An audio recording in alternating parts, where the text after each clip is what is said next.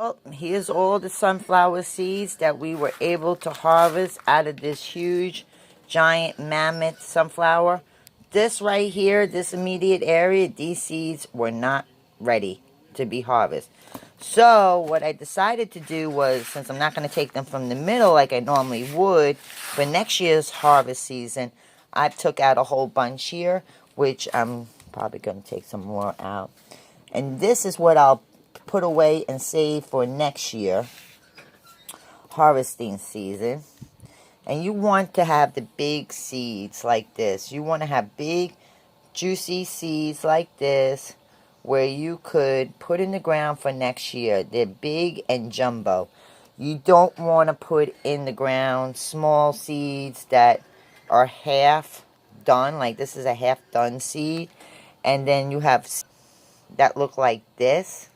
Excuse my dirty hands, guys. This has been working on the sunflower. But they're really, really thin. You don't want to have seeds like this in the ground because it's not going to produce to anything. And if you have a lot of seeds like this, you could put it out in your yard and the birds will eat it. So now what I have to do is separate these seeds, get them into a Ziploc bag, take out the good seeds I want, and then the bad seeds I just leave out for the birds because the birds need to eat too. And other than that, that's all. That's basically what you have to do when you harvest a sunflower. Now I'm going to go into the garden and grab me another sunflower where we're going to get ready just to harvest it. We're going to cut it down. We're going to do the same thing. Put it in the shed, let it dry out for 1 week, and then we'll break up more seeds.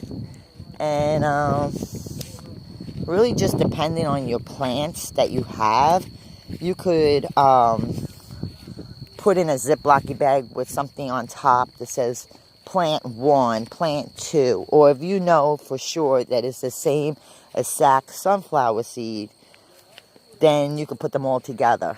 Now, the only problem we have out here is these bugs. Do you see them? Do you see them? They literally attack your sunflowers. And they fly. They fly away. And they're very protective of their territory. Yeah, it's time to move. Yeah, it's time to move.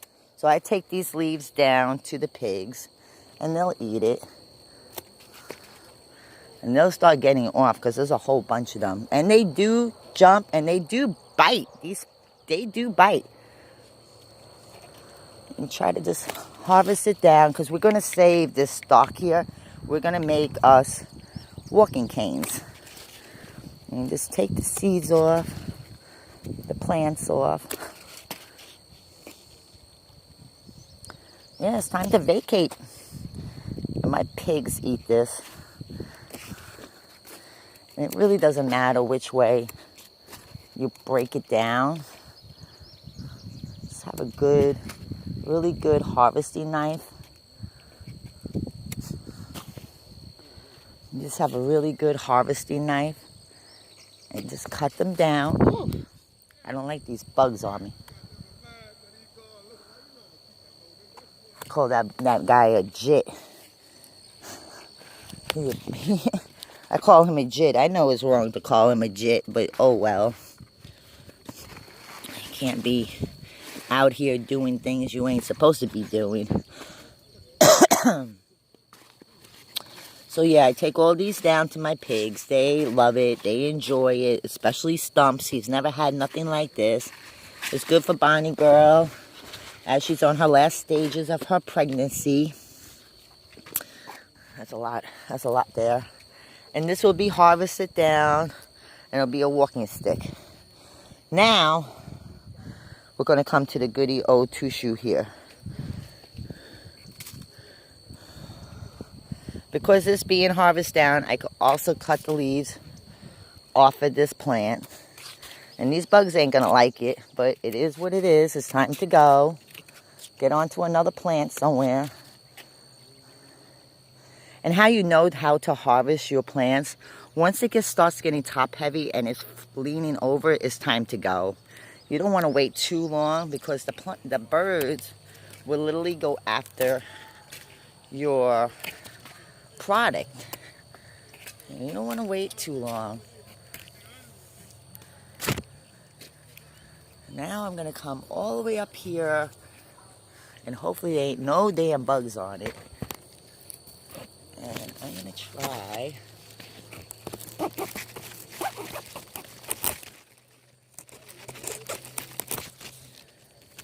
Oh, this is a heavy one. This is a very, very heavy one to get. And these bugs, they'll continue flying around because you're basically stealing their food right now. So I got the plant. I'm going to get ready to harvest it.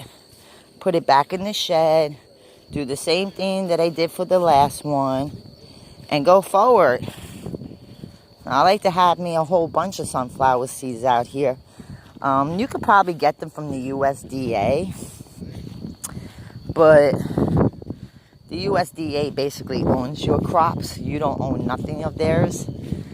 And they'll pay you to have produced food for the country, but you're regulated by them. And why be regulated when you can do this yourself? It's not really hard. It's not hard to do this by yourself. So right now, what I'm going to do is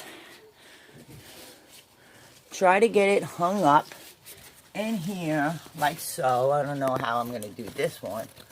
I like using my husband's, hold on one second. I like using my husband's stuff. These leaves are very strong. They will hold your sunflower in place. So this is going to basically now start drying. And eventually it'll look like this. And you can see when you're touching these sunflowers, they have some kind of oily residue on them. So it's always good to have a bucket of water somewhere where you could wash your hands with. And you see, it has like a resins on it. Hold on one second.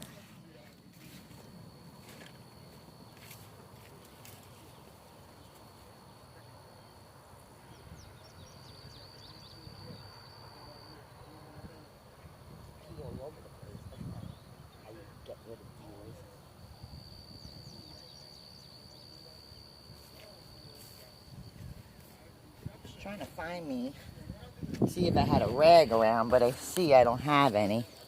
This would be better for me. Now these are all my bamboos that we harvested down, and you just try to work your hands because it has some kind of sticky substance on it, and that's why I keep on saying it was cross-germinated with something. I'm not sure what. As I can barely figure out. But other than that, I hope everybody has a great day from Green Steel USA. Say goodbye, Tiny. Say bye, Tiny Rat. That's Tiny Rat.